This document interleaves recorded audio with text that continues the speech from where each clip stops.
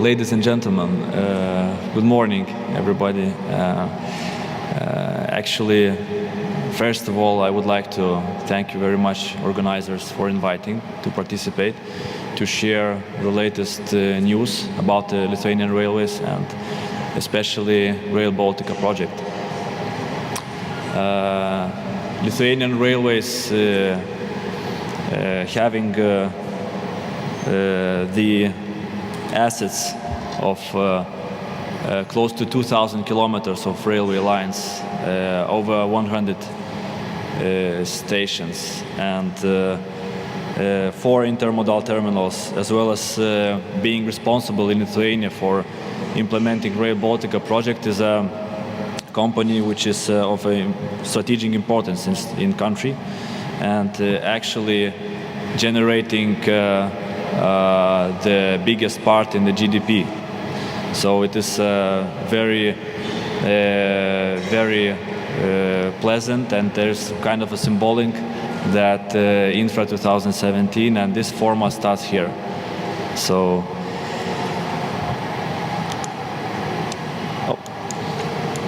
sorry, something went wrong. Okay.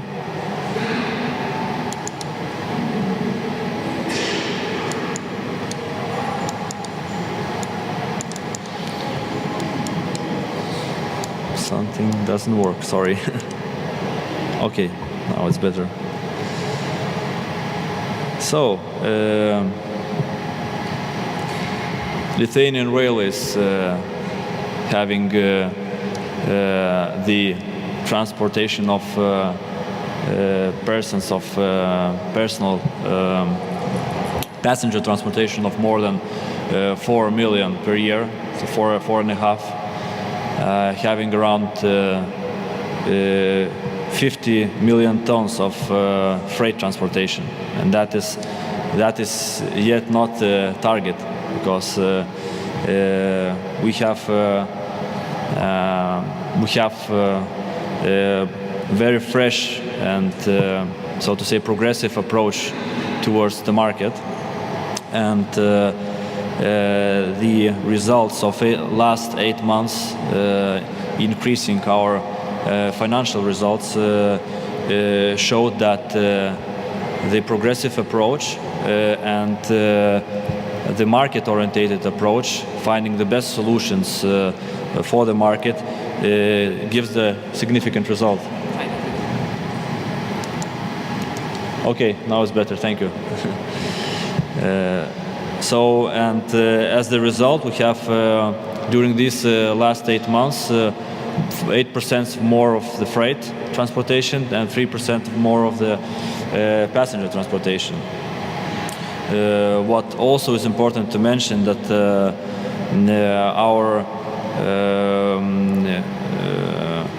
active communication with the strategic partners show that it is already possible to have the transportation from and to China. And as you know, there is an initiative of OBOR, One Belt, One Road, in future, which promises huge capacities of the freight. And we are glad that the first freight trains crossed Lithuania when going to Western Europe several weeks ago. And now, just this week, we have the first train going from Europe, from Poland, through Kaliningrad in Lithuania to China. So that we may say is already the beginning of these new initiatives and new businesses. So Lithuanian railways now has, so to say, 5 major priorities. The first would be to be the best team in Lithuania, to generate the biggest added value and benefit to Lithuanian people. That is also to be a top 5 freight operator in Europe. That is as well to have to travel in the speed of 240 kilometers an hour to Western Europe. That actually Rail Baltica has one of the major parameters. And of course, which is also important for national perspective, is to reach Klaipėda from Vilnius in less of 3 hours. So maybe you have already noticed that we are trying to do our best using already existing infrastructure to have a better performance, especially for the passenger. So we have already tried a speed of 160 kilometers, reaching Vilnius from Kaunas in less than 55 minutes, which is quite a significant step when you look back just several weeks ago, and we see that the best time is 1 hour 9 minutes. So we are doing the best, and maybe you can not straightly relate the infrastructure with the passenger transportation, but it actually, the time directly depends on infrastructure now. So it is important that we maintain effectively our roads, and that will assure the better speed and the better time of communication, will make railways much more attractive. So what is also important to mention, that we are the crossroad of we are becoming crossroad of two different railway systems, with Rail Baltica project especially. We are the crossroad of the European gauge railway, which is 1435, and the existing Lithuania standard of 1520. But we may say that it is quite challenging technologically wise, but we look to it as an opportunity, because that is the best opportunities, not only for the eastern market, but also for the western market. And by overcoming the technological challenges, we stream to use our geographical location to its best. So, Infrastructure Directorate, we have the mission, or our priorities, to assure the safe traffic, effective traffic, and effective rail network maintenance and development, streaming for the competitive transportation of passengers and trains and freight. That is actually what are we streaming for. So, and our main, so to say, task is one of the main tasks is the management of the strategic projects. One of them, of course, priority number one is Rail Baltica. The second priority is increasing the capacity towards Klaipėda, because we know that the major part of the freight travels to Klaipėda port, and we need to assure that there's a better capacity, better speeds, to have a better opportunities for the market. And of course, electrification of the whole line from almost Belarus border, or Kena station, to Draugystė station in Klaipėda. Having electrification, we will assure even better speeds, better environmental performance, and lower pollution. So, Rail Baltica, the project of major importance in the Baltic countries and Europe-wise as well, the biggest budget-wise.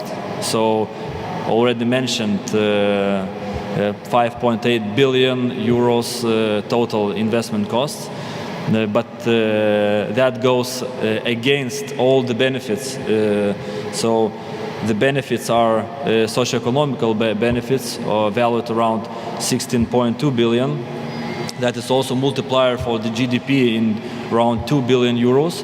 And that is yet a number of non-quantified or non-monetized benefits which add to overall benefit of the project.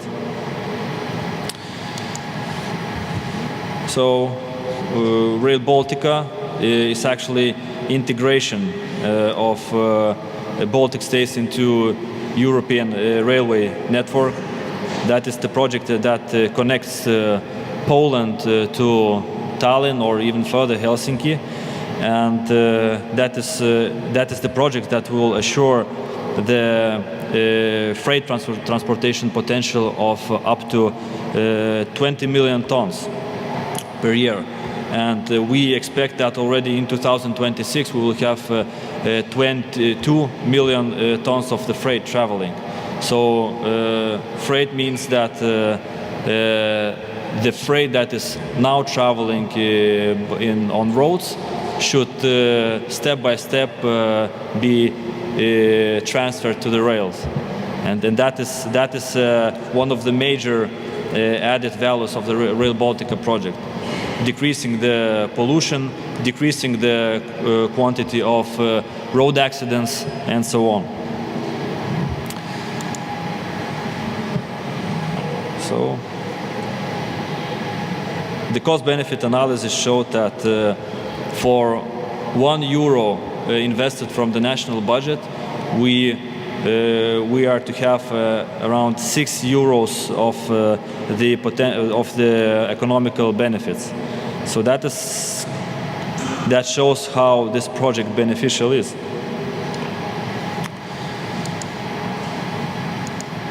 So just to mention few words about the progress in the project. So when it comes to financing of the project, so we are glad to state that we have already almost 250 million euros contribution from Connecting Europe facility, and we are shortly to have yet additional 96 million euros. And what is done already in Lithuania, so we are glad that the special planning is finished from Kaunas to Latvian border. We are glad expropriation procedures are already in progress, and we should finish them in the end of 2018. And then what is now being carried out, that is Jėserukai part of the Kaunas bypass being in construction to be finished next year. That is Kaunas-Palemonas section, which is in progress of procurement.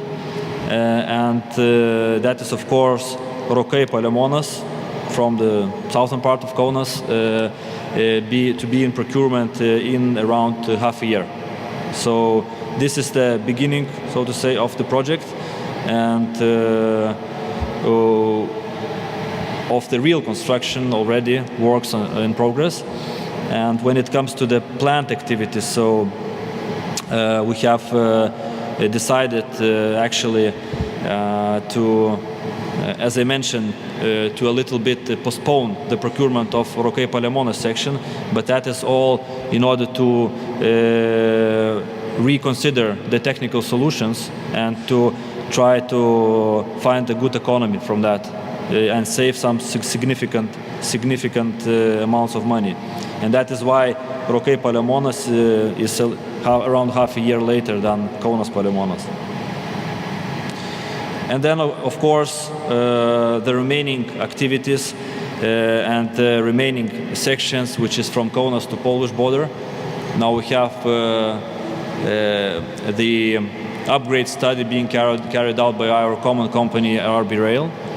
And with the results next year, showing what is the best technical solutions to assure the parameters for Rail Baltica of 240 kilometers an hour, double track electrified.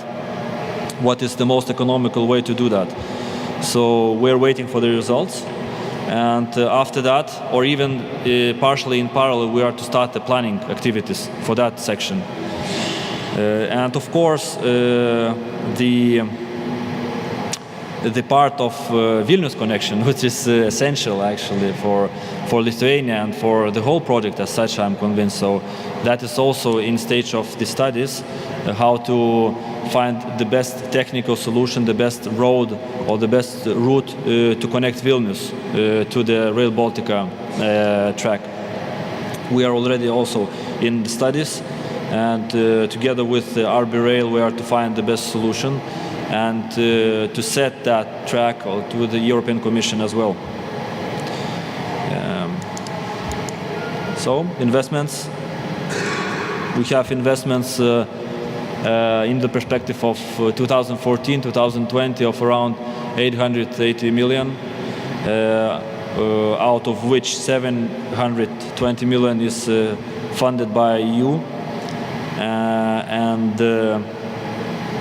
out of, so to say, from three main sources. The first source is the Cohesion Fund, the second source is European Regional Development Fund, and the Connecting Europe Facility funding. Of course, the remaining part is financed by company itself and together with the loans from EIB and NIB.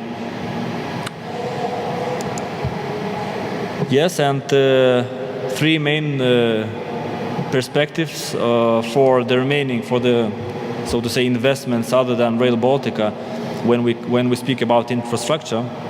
So that is the electrification of the corridor 9, as we say, going from Kena to Klaipėda, being the major artery for freight. So our aim is until 2020-2022 to electrify this section, making the traffic faster, more effective, generating much less or rather no pollutions, and being much more environmentally friendly. The building of the construction of the second tracks, it is also very important in order to arrange or manage the traffic more effectively, to have the better capacity for the freight especially. And the program, or the overhaul program, which is actually planned in order to assure the as better quality of the track as possible, which is also to assure better speeds and better capacity of the rail. And to finalize with or conclude with, I would like to say that the Baltic region is very much related internally, and at present state, we may say that the biggest impulse to cooperate between our three countries is the Rail Baltica project, and we need to try to implement it in the best possible way, with the best possible technical solutions, and including the technical solutions for the track, as well as technical solutions for another railway infrastructure, such as marshalling yards, infrastructure depots, and so on and so forth. Then we see that that infrastructure projects other than Rail Baltica also have the major impact on ecology, and also on the maintenance cost, and that is very important for the country's economy and society. And of course, Baltic region has a very big unused potential, as we say. That is why the close cooperation of countries will contribute to attracting the foreign investments and increasing the competitiveness. Thank you very much. If you would have any question, please feel free. Thank you, Karolis. Having advised on Rail Baltica myself, actually, I would like to ask you, what do you see as the major challenge in implementation of this project, and what would you see as key success factors? I would say that the major challenge, as always, is time. When we speak about money, we may say that there is unknown perspective of Connecting Europe facility contributions after 2020. But then we have major, I think that one of the biggest supports from European Commission, that if we show the progress, there will be contribution, and there will be the ways financing the investment until until it's completed till 2025. So I would see that apart from time and financing challenges, I would say that probably the biggest challenge is really to try to find the best technical solutions and to coordinate the project in such a way that it is between three countries, that it is managed timely, at the highest quality, and of course within the planned budget. So this is, I would say that the priority is the best cooperation possible and challenge.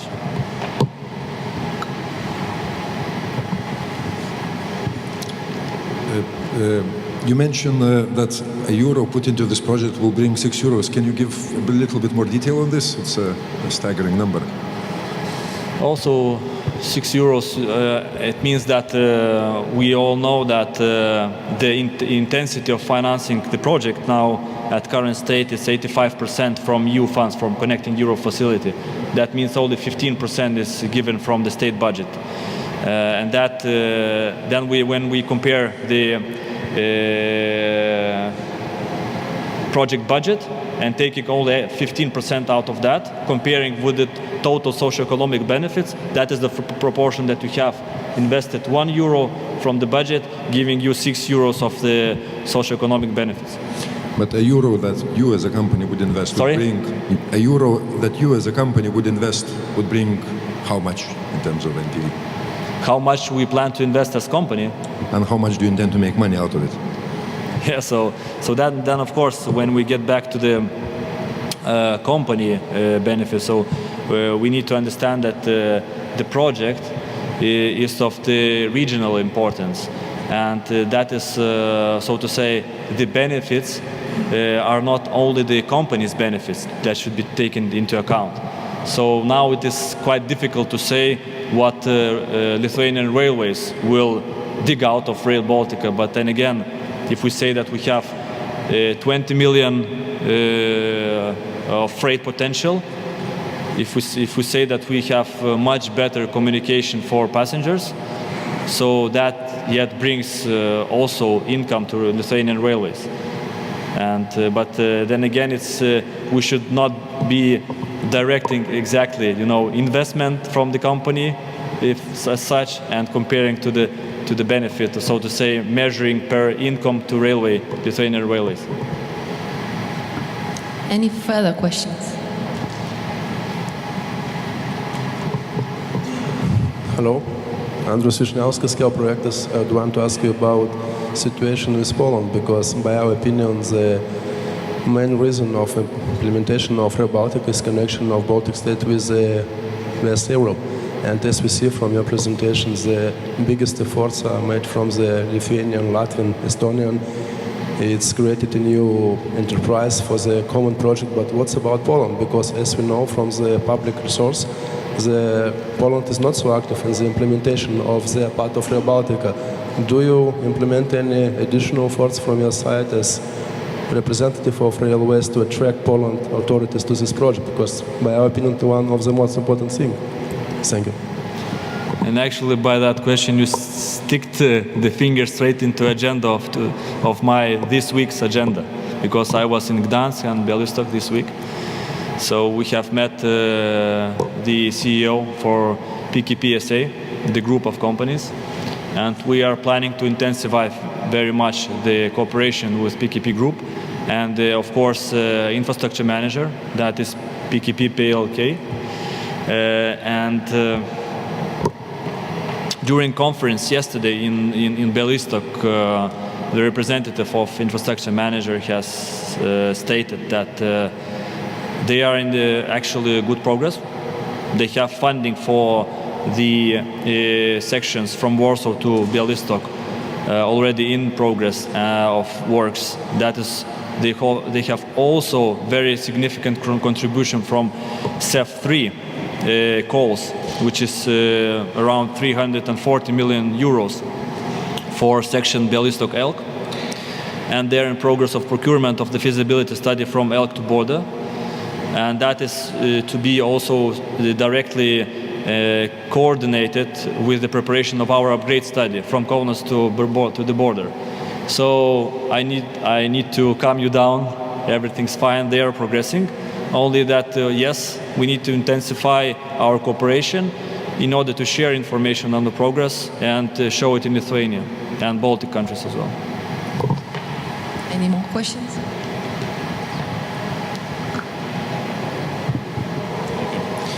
Herkos Gavartas, PricewaterhouseCoopers Legal.